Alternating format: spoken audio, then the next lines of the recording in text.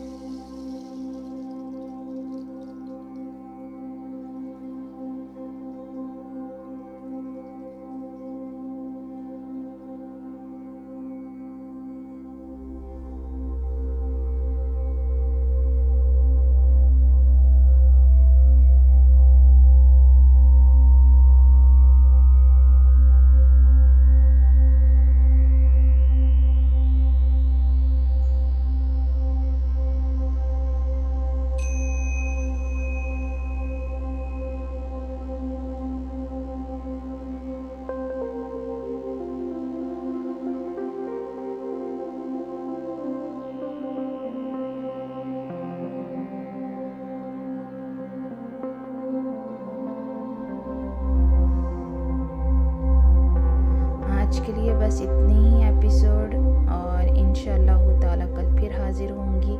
अपनी राइटर उम्मे ईमान फ़ातिमा को इसके साथ ही इजाज़त दीजिए। अल्लाह निगहबान।